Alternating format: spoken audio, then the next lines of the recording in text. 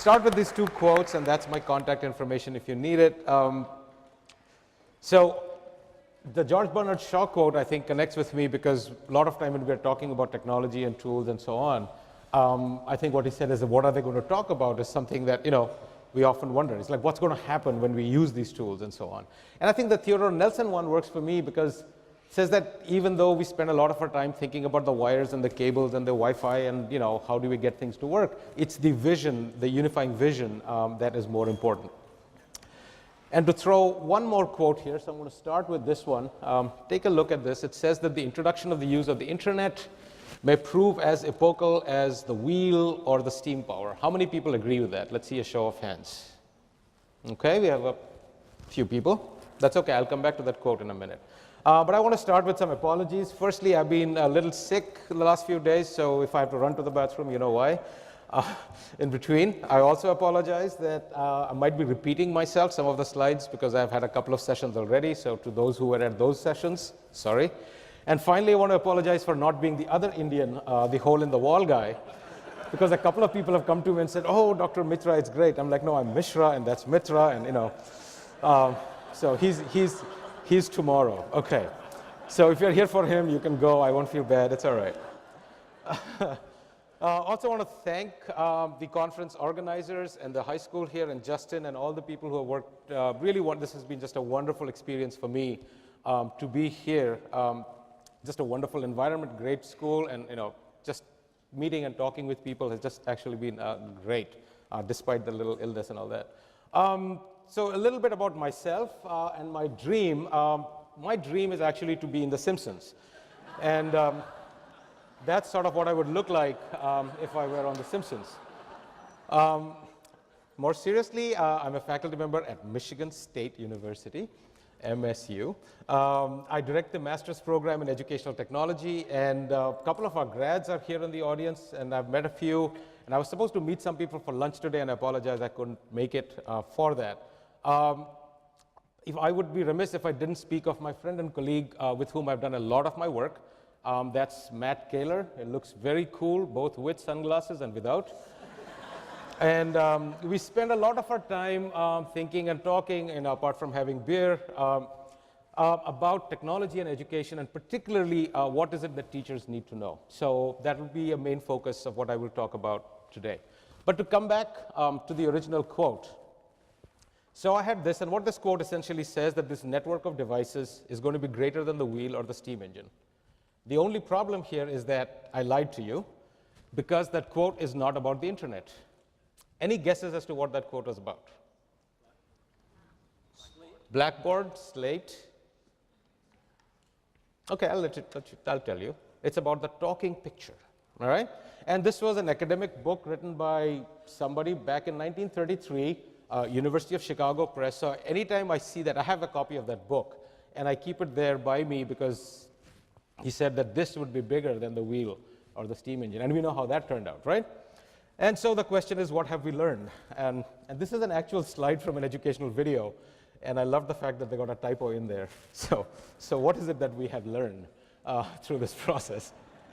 And I think that the biggest thing really for me is that we have to be humble. We have to show some humility when we talk about technology and schools and change and so on, for the simple reason that there are larger institutional issues at stake. There are cultural, social, all kinds of issues at stake. So thinking about change, that we can just introduce a device or a bunch of devices into a larger organization or a social structure and think that change will happen right away may not be appropriate.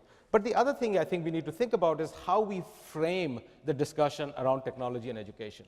Because how we frame and how we see the issues become really important because it influences what we see, the kinds of decisions we make, the money that we put in about teacher training, about what students should be learning, and so on and so forth. And one of my biggest criticisms in this context has to do with what I call the technocentric frame, which puts technology in the center and says that here's technology, and now if we put it in, all these kinds of good things or change and all that will happen, which is sort of another way of saying is moving beyond sort of I love technology. Which is typically, technology types are that way. It's like, oh, this is so cool, right? And that may be, but I'm going to question technocentrism, and I'm going to do it using sort of three different arguments, okay? The first one is that technology is changing at an extremely rapid rate. This is sort of, if you think about it, the other way of looking at it, of course, that nothing much has changed if you look at the first one and the last one, right? But one of my favorite slides is this one, which looks at different technologies and different generations it took for that technology to come around, right? And a generation, according to my favorite resource, Wikipedia, is around 25 to 30 years. So if you think about speech, it was 10,000 generations ago that speech happened, and that's what sets us apart from the rest of the animal kingdom. And there are people can quibble about it, but complex speech is something, and that's what brings about culture, allows us to communicate, allows us to grow our knowledge, and so on. We have to go around 9,250 more generations before we reach the next big one, which I'd call agriculture. Now, when you think about agriculture, it leads to this idea of distribution of labor. Somebody's going to hunt, somebody's going to take care of the goats and cows, and somebody's going to educate the kids. So us, as educators, sort of emerge just 750 generations ago as a profession, right? Moving forward, printing, writing around 500 generations ago, and that leads to history and the ability to transfer knowledge across generations, across time. And a huge step, right? The next step, printing. Now, this is interesting. Printing is just 24 generations ago. And it's this ability to print knowledge in these little flimsy things and transfer it to each other that, if you think about it, post-Gutenberg, you have the Reformation, you have the Renaissance, you have the American and the French Revolutions, the idea that all men, humans, are created equal. It comes from this technology of print, the fact that there is no longer an arbitrator of who decides what we know, what we should know, but that knowledge can be distributed freely. The idea that all people should be literate. I mean, those kinds of ideas come about because of this technology of print. Moving forward a few computers, a couple of generations ago, internet, email, one generation ago. How many people have teenagers? How many people work with teenagers? Whole bunch, right? So my kids, I have 2 teenagers, and I can't send them email because they never check their email. The only way to get in touch with them is either text them or send them a message on Facebook. So email, according to them, is for old people. I don't know. Yeah, anyway. And this is the world sort of that we live in right now. And I spent a little bit of time picking up some, logos from here and there.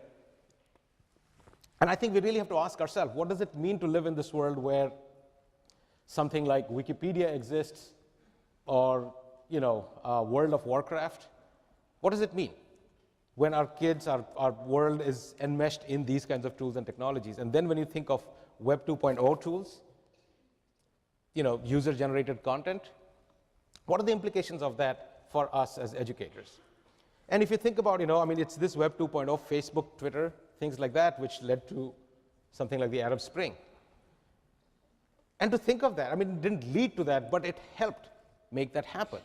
And if somebody would have come to me and told me like 6, 7 years ago that I have this really cool idea, you can send 145 characters of text and you can send it out to the world, how cool is that? I would have said, what a stupid idea, what are you going to do with that? Right? What sense does that make? And look at, all of us are on Twitter, and there's this Twitter feed going on for the conference. I've already seen a bunch of people say, oh, I'm sorry I couldn't make it, and I'm following it through Twitter. And you have this. So when I think about when I was growing up, how information is to come at me, I was growing up in New Delhi, and I love to read, and if I wanted to get some books, I'd have to go to the British Council or to the USIS library. And that was a 1.5-hour bus ride away, and I'd go once a month, get these bags of books, and then go back the next month. So information was sort of like this. And now it's like this. And it's no wonder that when you're an educator, you feel like this. Okay? And this is actually a real sculpture in the University of, in Twente University in Netherlands. And when I've turned around I love doing photography, so walking around, I see this, I'm like, I do a double take, like, is this a real guy? So I went back in winter again to check, and he's still there. So what this means is that we need to rethink how we think about what technology is in the first place. So rethinking technology, I think, is the next way of sort of questioning this idea of technocentrism. So a question I ask is that what is an educational technology? And so we have all these different things, everything from a magnifying glass to a crayon, to an Xbox with a Kinect system, Facebook, video, camera. I mean, which of these are educational technologies and which are not? And the answer that Matt and I sort of talk about is that there is no such thing as an educational technology. What we have is a variety of different technologies, and our job as educators is to repurpose, customize them for our needs. And I want to talk a little bit about that. So this is a scientific calculator. You can go into a university library and you will find dissertations written about how this can be used to teach mathematics, right? The problem is, in today's terms, that it's a single function device. And the devices that we have today are these ones, which do mathematical calculation, do scientific calculation. Is this an MP3 player? Is it a device to play videos with App Store? What is this thing? How many different things can it be? It's a very protean kind of a device. And when I talk to teachers about what happens if every child in your class has a device like this, they often mention this idea of loss of control. And when they talk about loss of control, they often mean things like that when I'm teaching the Pythagorean theorem, some kid is on YouTube, somebody is texting somebody else. And I say that's not real loss of control. Real loss of control happens is when you're teaching the Pythagorean theorem and somebody discovers online another proof of the theorem that you don't know. That is real loss of control. So the problem when you talk about technologies is that most technologies are not designed for education. They're not designed for educational purposes. But here's the good thing, is that as users, we are always redefining technology, okay? So my favorite example of that is email. How many of you have sent an email to yourself? Okay, a very strange group of people here, right? Because if you think about it, if you're walking down the street and you see somebody talking to themselves, you're going to cross over, right? You say, I don't want to be with that guy. But we do it, right? I mean, what do we do it for? Why did you send an email to yourself? To remember things, as a reminder, as a calendar sort of a thing, okay? To-do lists. What else? Move things from one account. There you go. Move things from one place to another so that if you want to go home and work, you don't want to carry it on a thumb drive, you can just email it to yourself. So use it an archive system, use a to-do list. My favorite is this guy I met at this conference who came and talked to me after my session, and he said, I'm a teacher and sometimes I get into real trouble with my administrators, and then I sit down and write a long, really heartfelt, angry email, and I send it to myself. I said, brilliant. That's very good. But again, email was not designed for all of these purposes. It was not designed for therapy. It was not designed for archiving. But we do it very easily. It's not like we think we are doing something incredibly creative. But at some level, we are. We are taking these artifacts and using them in ways that they were not designed to be. I collect examples of these. So here's one which is both a lawnmower and a bicycle. This is a Chinese restaurant where they use clothespins to keep track of orders. Another restaurant in Taiwan which use push pins to keep track of orders. Again, this is from India. This is called Maruta, which is basically you go to the junkyard and you get pieces of different cars and trucks and you sort of put it together. Duct tape and magic is what I call it.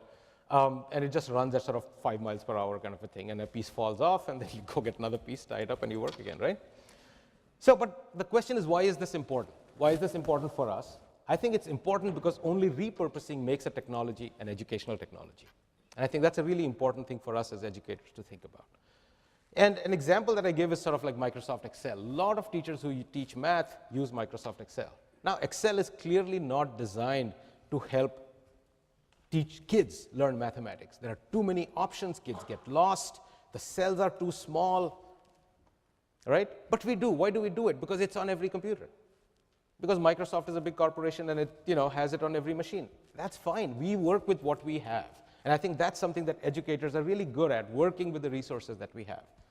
Another example of mine, which is sort of a favorite example of mine, is of repurposing something, is textbooks.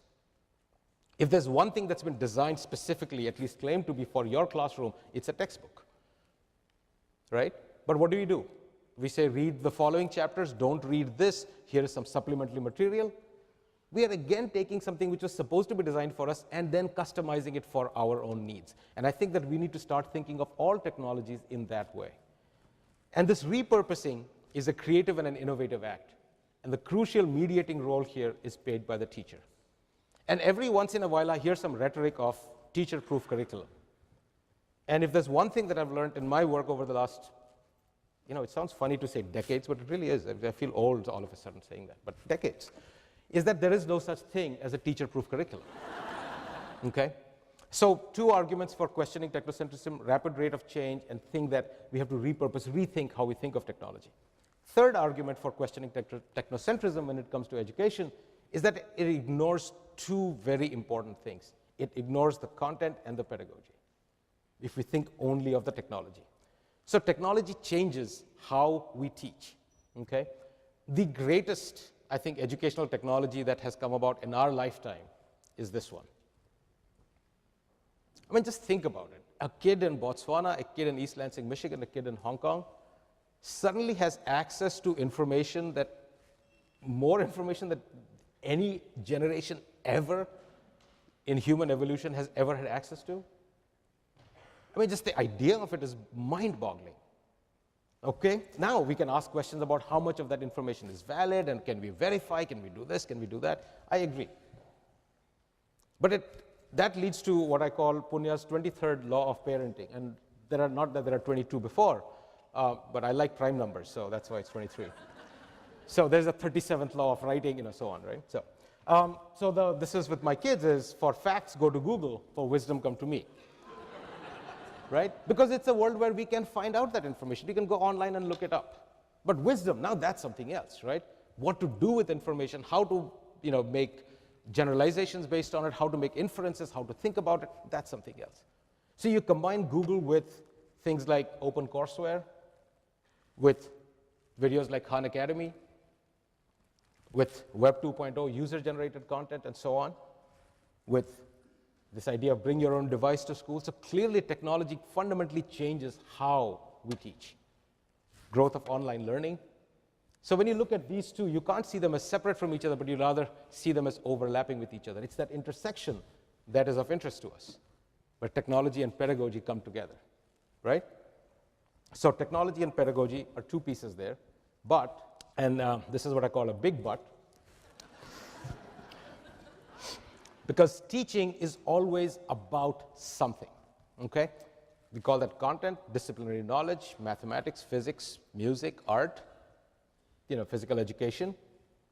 So in some way, Howard Gardner says that one of the greatest inventions of humankind are the idea of the disciplines, that we can carve nature up in terms of physics and economics and, you know, mathematics and music. And the beautiful thing about disciplines is that they teach us how to see, teach us how to look at the world and understand it, make predictions about it, you know, make sense of it. And we do it by, disciplines allow us to develop new forms of knowledge, give us purposes for why that knowledge should be developed, gives us methods. So the scientific method is very different from the artistic method. If you want to teach somebody to write a poem, it's not the same thing as having them run a scientific experiment. And there are different forms of representation. You know, math and music both have squiggles, but they are very different squiggles. So there's a way of learning and thinking that is bound in the disciplines. And that's sort of the key part of what schooling and learning is about. So you can look at all of these disciplines, and each of them allows us to see the world in a different way. A physicist sees the world in terms of forces and actions and responses. An artist sees the same phenomena and might see it in terms of aesthetic responses, right? So that's a big part of what schooling is about, what education is about, is learning to see the world through these disciplinary lenses. However, somebody who's good at a discipline, so a physicist or a poet, knowing a discipline does not necessarily make them good at teaching it. We have all met faculty members when we were in college who were maybe the top-notch person in their field. And when it comes to teaching it, they can't do it. And this was sort of Schulman's key insight, that teaching a discipline is really about transforming a discipline to make it amenable to be understood by someone else, to understand the learner, to understand the kinds of misconceptions they can have, to understand what developmental stage they are. So that's the key idea of pedagogical content knowledge. And coming back to technology, technology changes what we teach as well. If you look at any discipline today, it has fundamentally changed because of the advent of new technology. Anything. Physicists do simulations of, you know, galactic collisions. Mathematicians do that. Musicians compose music on this, and they do all kinds of computational stuff. Videographers, anybody you look at, video game designers, technology has fundamentally changed every discipline. And that's not something new. I mean, it's been going on forever. So I was presenting at a conference in the Netherlands, and I wanted to give a local example, So I went online and I looked around, and I realized that the microscope was invented by a Dutch guy. And so that's the Dutch guy, except I didn't know how to pronounce his name. So I went online and said, how do you pronounce? And I copied and pasted his name. And this is what is amazing about the internet. Somebody in Boston had the same question at some point and went and did more than I did, went and actually recorded 3 different voices and put it up there. And so you can hear what it sounds like. Antoni van Leeuwenhoek. That's how you're supposed to say it. And I thought, how did she know that I would need it 5 years in the future? But I think that's the beauty of the internet, which is like people put these things out there. The small pieces loosely joined, and what kind of connections emerge out of that are just fascinating. But this technology of the microscope changed the way fundamentally that we think about the world, that a drop of water has millions of little creatures in it. I mean, germ theory, everything emerges out of that. My favorite example of how technology and content constrain each other is this one, the periodic table of elements. We have all seen this. It's, I'm sure, in the chemistry lab here. There's a nice big poster of it. The problem is that if you look at it, if you come along the rows, if you come to number 56 barium, after that, you're not supposed to go there. You're supposed to go down here and go along this row. You see the 2 rows in the bottom? So ideally, the representation of the table should be this way. But most of the representations are this way. Why?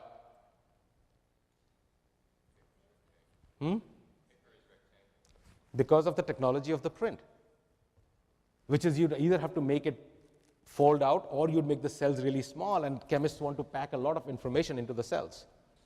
What's fascinating is that if you go and if you just go online and do a search for different representations of the periodic table. This is when I was a graduate student in Illinois. I was ready to do my dissertation on evolution and biology and how people learn that. And then I got this book called Multiple Representation of the Periodic System. It had 400 different representations. Things like this, 3-dimensional ones, spiral ones, and they're all right, they're not wrong. And so chemists are having all this fun creating this stuff. They're still creating new ones today. And to our students, we give one representation, say that's the truth with a capital T. I think that's very interesting. And now that restriction of the cell size is gone, because now what you can do is you can click on this and you can watch a video of the element and so on. It fundamentally changes the way we engage with chemistry and elements in the periodic table. So again, content and technology also interact with each other, okay? And it's that intersection that is interesting. So we have talked about content, technology, pedagogy, all 3 things. Now, all of this happens within specific contexts, okay? So if you're in a one-on-one kind of a classroom, that's a very different context than this classroom in India, where internet access may be or may not be available. It's there for just half an hour a day, or the classroom is open for so long. Or when you have these mobile devices that kids can carry around with them. Or the context could be something like this, where the state of Missouri decided to ban teacher-student friendships on Facebook, in their infinite wisdom, of course. Or in situations where students in Denmark allowed full access to the internet during exams. And this was interesting, but I thought that was interesting. And so I followed up, and later one of the comments from somebody in the ministry was that they had to change the tests because they have to ask more how and why question rather than when or who questions, because you can quickly look that up. And that, to me, is a very interesting example of sort of the subversive nature of these technologies sometimes. When they come into the system and they change other things which they were not predicted to or we didn't think about. So what do all these things mean? So far we have all of these, but they should not be seen as being separate from each other. The idea is that they overlap. Okay? That all good teaching happens at the intersection of technology, pedagogy, and content. And that's sort of the key of the model that we present, which is called the TPAC model, and I'll come to that. So it's this interaction between how technology, pedagogy, and content, that's the important thing, not seeing them in isolation. So we offered this thing up back in 2006, and we called it TPCK model. And people asked us things like, and how are we supposed to pronounce this? Is this the toothpick model? I thought these guys are my friends, but maybe not. So anyway, so it was this. And so what we did, being academics, we wrote a grant, and we got $50, and you can buy a vowel $50 gets you a vowel, and so it became the TPACK framework. Much easier to pronounce. And the other way of thinking about it is what we call the total package. Okay? And we argue that whether you're teaching with a chalkboard or you're teaching with a computer or the web, teaching is always about TPACK. And when we talk about technology here, it doesn't necessarily mean the latest, the best gizmo around. Pencil and paper is a technology. A book is a technology. Chalk is a technology. A whiteboard, Blackboard, or blackboard.com, these are all different technologies. Okay? So quick little bit of history. I don't want to spend too much time on it. We wrote this article in 2006. There's a handbook of TPCK. This is before we got the money to buy the vowel, which is out in 2008. The article has been cited a lot of times, which is great. More interestingly and more rewarding, I think, for us is the fact that a lot of organizations across the US and across the world have started using this framework, thinking about this framework in terms of developing the teacher education curriculum, in terms of professional development of teachers. There's been research article dissertations. Matt and I are going to be in Australia in less than a month, I think, or around a month, because of this huge teaching teachers for the future project that's going on there, which I think is 10 different colleges of teacher education which have used the TPACK framework as a way of rethinking the curriculum for teacher preparation, which is cool, which is very rewarding, really. To think that we sit in East Lansing, Michigan, and we write something and we do some research and we publish it, and it can have such an influence and gets me to come here and meet all of you. What can be better, right? If you want to know more, tpac.org is a good place to start. I would recommend that. So I want to move on from that. So what have we learned about teachers and technology integration? Well, one thing is, we know one thing that research has shown, what doesn't work. What doesn't work is seeing these three things as being separate from each other. Schulman's work has been around for a while, so people typically have some pedagogical content. So if you're going to be a maths teacher, you'll get some courses in mathematics, you'll get some courses in general education, but you'll get some courses in math education. But technology, typically in most teacher education programs, ends up being this course out there. And I see the same thing happening in a lot of teacher professional development as well, where you have come in for this day, one day of PD, and we will teach you how to build a wiki, how to build a website, how to use Twitter, right? And I don't think that that really does work. And I think what works is when you look at these pieces in an integrated fashion, when you're thinking about the technological capabilities of this tool for teaching specific content. The way we represent mathematics is different from the way we think about music or art or literature, right? Or writing and so on. There has been quite a bit of research on different ways of developing TPACK, and I'm not going to get into the detail of that. If you're interested in that, please send me an email. I can send you some articles. So we have focused a large part of our work on the sort of learning by design approach, but other people across the country and the world have been developing other ways of thinking about developing TPACK. But I want to focus on something which I feel is really more important than that, which is thinking about how these technologies can fundamentally change what it is that we do, that how we can break out of the box that we are sort of constrained in, and thinking about the transformative aspects of use of technology, okay? So a lot of focus has been on sort of spent on technology use, and people up to Cuban, as early as Cuban, have argued that just because somebody uses technology doesn't mean that they know how to teach with it. So a large focus has been on technology integration. What I would argue is that we are at the point where we need to start thinking about innovating with technology, coming up with new ways of teaching with this technology. And I want to give a few examples. Okay, the first one is this high school in Italy, which computed the distance to the moon, finding freely available MP3s of the recordings of the conversation between mission control and the astronauts on the surface of the moon.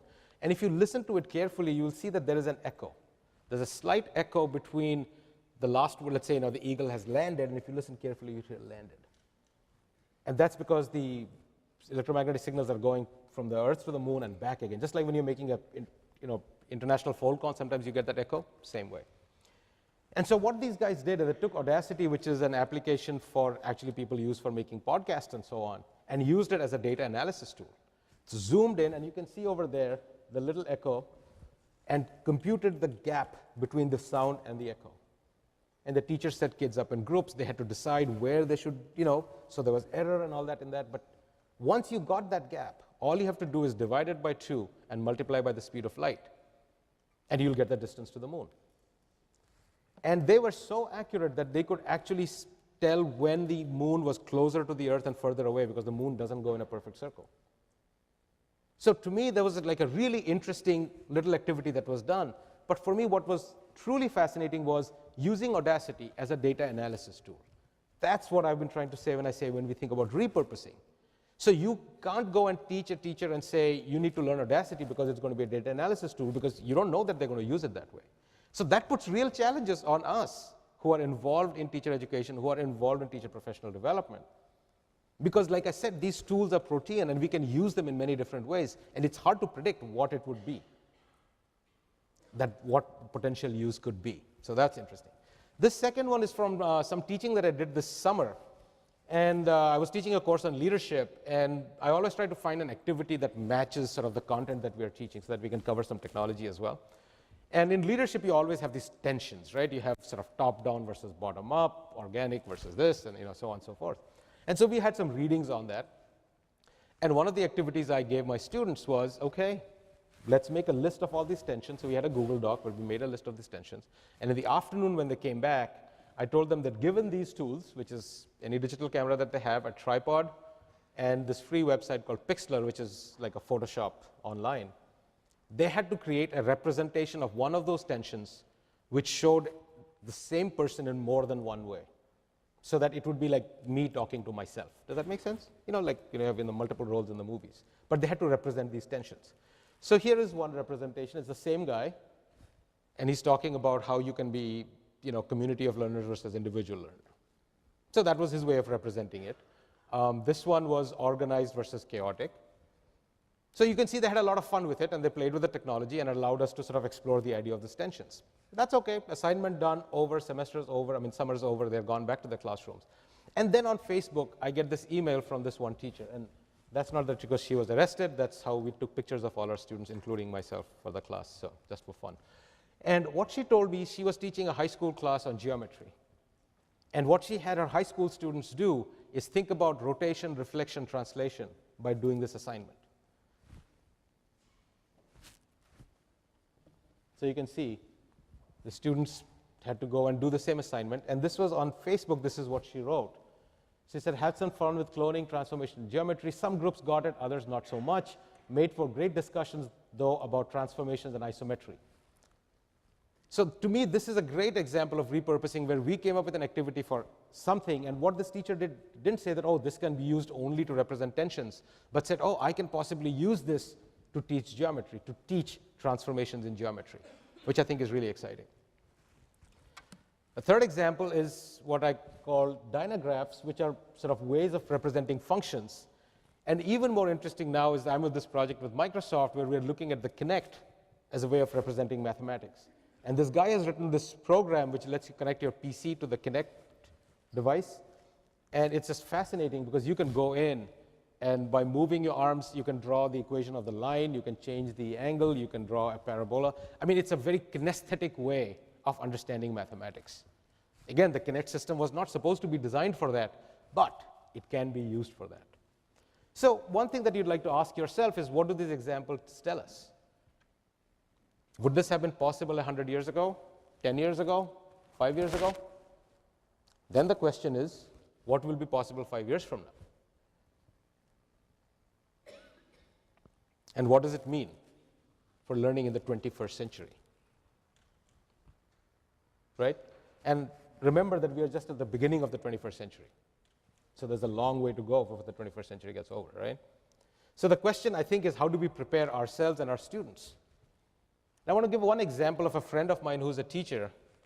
His name is Sean Nash. He teaches biology in Benton High School in St. Joe, Missouri. And actually, we met finally last year.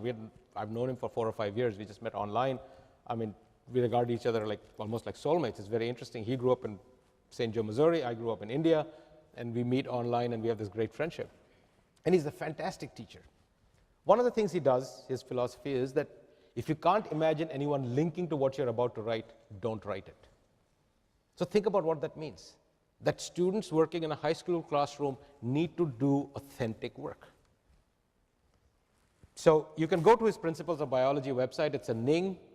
It's like Hotel California. You can check in anytime you like. You can never leave, People are there, members forever on that. I'm a member of that Ning. You have to ask to be a member of that Ning, but it's a public web space. All the work that students do is publicly available to see. Visitors from all these countries. And he has his students go out in the world, take pictures, do analysis, report that back, and people can read that. He had his students develop representations of the Krebs cycle, and this is really interesting. So the students developed these representations. A year or so later, one of his students emailed him and said, Mr. Nash, do you know that this university has linked to what we did as a resource for learning about the Krebs cycle? Now think about that. That a bunch of high school students created something which, but again, it's because he put it out there, he made it clear to the students. So the stakes are very high for the students and for him, that the work has to be good. And this is an interesting story where he was using a textbook by this author, and one of the students posted, and he invited the author to join the Ning, and the author joined the Ning. And one of the students posted that it would be so cool to have a coral from Iowa, And I like you can tell it's a high school student because they say there were some freaking ancient corals in Iowa, right? And one fine day, Nash gets a box in the mail which has that coral. And you can see the letter says, it is freaking amazing,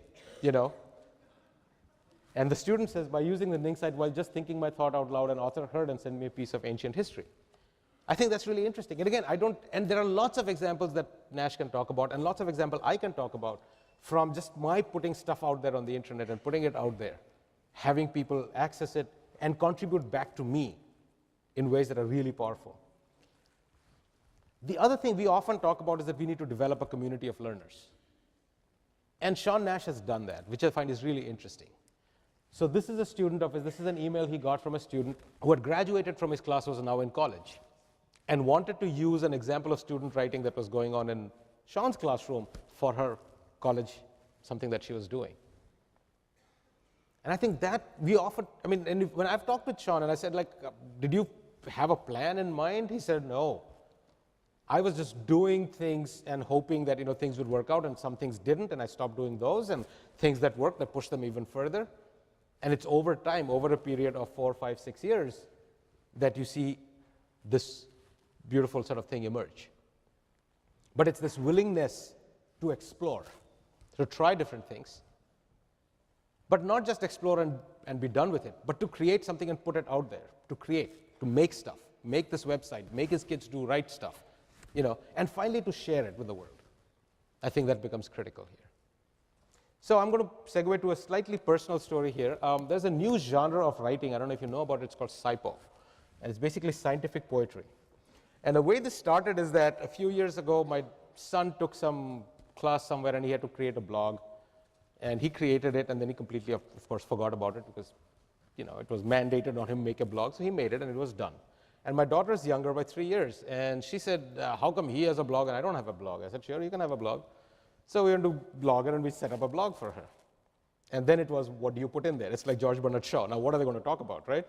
So she was at that time really interested in poetry. I said, why don't you write some poems and put it up there? So she started putting her poems up there and started writing some, which was good. And then school started. This was over summer. So when school started, she didn't have time to write all that much. But her science teacher had given her an extra credit assignment, given the class an extra credit assignment. This was in 6th grade. That you should read the newspaper for some scientific stories and report it back to the class. So I said, how about you read the story and you write a poem about it and report the poem back to class? That way you'll be doing your poetry too. So she liked that, so she started writing these things called SciPos. So here's an example of one. That was what she looked like a few years back. And I blogged about it on my blog, like, oh, this is so cool, and somebody go read my daughter's poetry and leave a comment that'll make her very happy. Sean Nash, of course, follows my blog, and I follow his blog. He says, how is it that this little girl is doing it and my students are not doing it? So he made that an assignment for his high school biology students, and they started writing these poems. And then they started visiting my daughter's website. This is one of the poems written by one of his students. And they visited my daughter's website and left a comment or two, and she was so excited. You can see that a high schooler follows my blog. She meant a lot to her. She's off the blog now. If you go, the blog's been dead for a year because now she's all into like Glee and stuff. And it's okay. It's all right. It was good when it lasted, and I'm happy about that. But see, the story doesn't stop here. This is what I think is so interesting about the internet and the world that we live in. There is a maths teacher in a community college in California. So she said, how is this science people are having all this fun? She blogs under Math Mama. Math Mama writes. Said, how come we are not doing it in math? And suddenly they had all these people around the world who were writing poetry about math. I wrote a few, because it just became this thing that you do, right? And now there is a wiki out there which has poems by a whole variety of people on mathematics. And I think about the chain of circumstance that leads to that. Right? It started with my just finding something to keep her busy in summer. Like as a parent, that's prime motivation is really that, right? How do you keep them busy and out of trouble? Learning and all that stuff can happen. If it happens, that's good, but keep them out of trouble, right? And look at how it sort of goes and grows and, sort of. So I think this thing that we talk about technology, pedagogy, and content, I think those differences exist only in our minds in some way. That it really is about engaging with ideas, with these tools, because they offer us new opportunities to do things. And this idea of exploring, creating, and sharing, I think, become really important. So I'm going to digress a little bit at this point. Wherever I'm invited to give a talk, I should have warned you, Justin, but I didn't. I take a little bit of a segue to do what I call a shameless plug. And you can see the plug is quite shocked by that whole idea.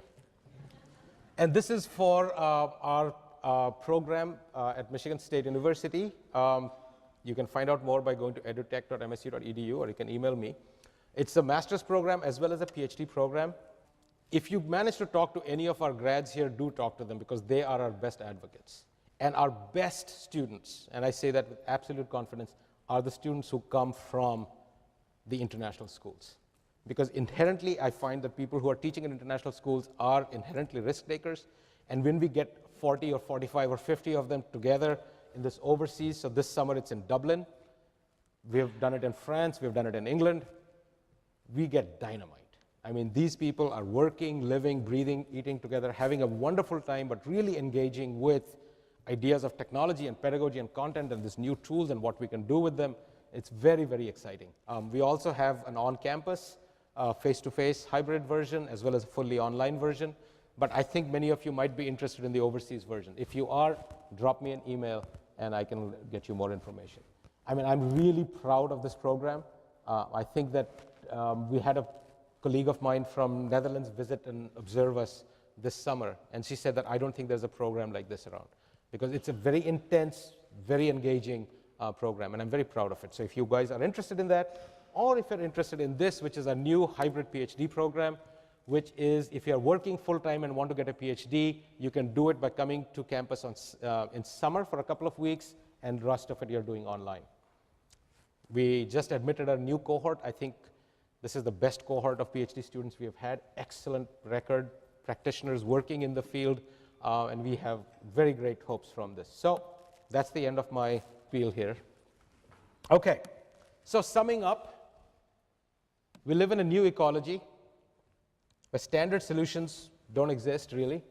Creativity, in some sense, is the only solution that we have, and we need to consider the total package, which is TPAC. And we get there not through magic, but rather a playful process of repurposing existing tools. So this is not old wine in new bottles. It's new bottles, it's new wine. I think it's very exciting for that reason. I want to end with this. There was a commercial that came out on TV a few years ago, and somebody sent it to me, and I think a lot of educators were sort of forwarding it to each other. And I saw that commercial, and at first glance, I sort of liked it. Then the more I thought about it, something bothered me about it.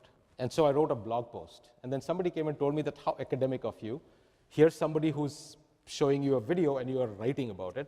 So I took that as a challenge and made a mashup to reflect my views. So first, I'll show you the advertisement, and then we'll follow that with my mashup.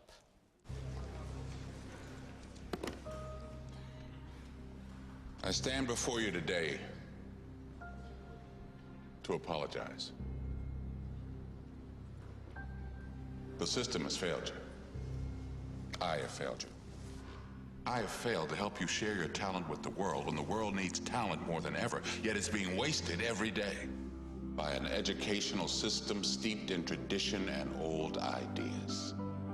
Well, it's time for a new tradition. It's time to realize Talent isn't just in schools like this one. It's everywhere. It's time to use technology to rewrite the rules of education. To learn how you learn so we can teach you better. It's time a university adapted to you rather than you adapting to it. It's time for a different kind of university. It's your time. Okay, so that was the commercial. So something was not right, and this is the age of the mashup. So here's my version.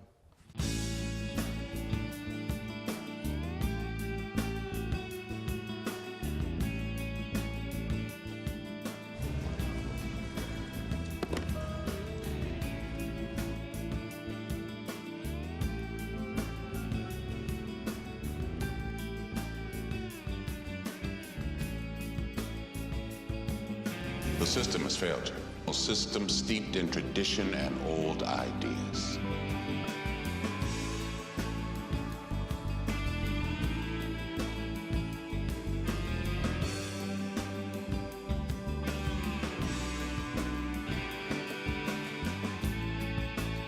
It's time to realize.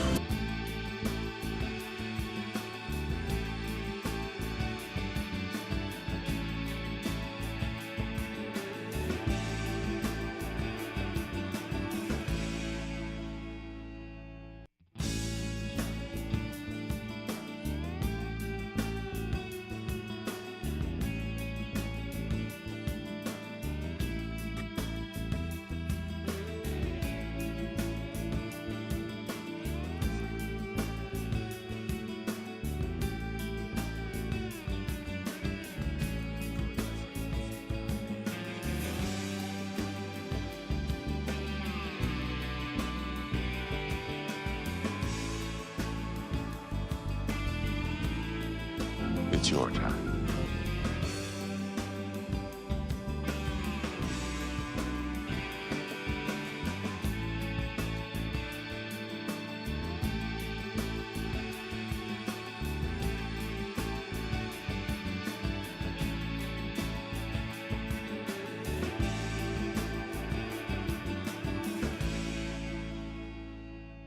Okay.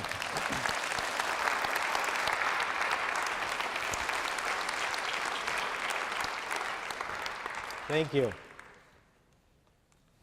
So I think these three words really, I don't think we can predict what the future is going to be like and how we can, what's the right way of doing things many times. But I think as long as we keep exploring, creating, and sharing, I think we're in a world now where a lot of good can happen, both for us as professionals and for the people in our care. I started with these two quotes in the beginning. The technicalities matter a lot, but the unifying vision matters even more, and I think that is even more true today.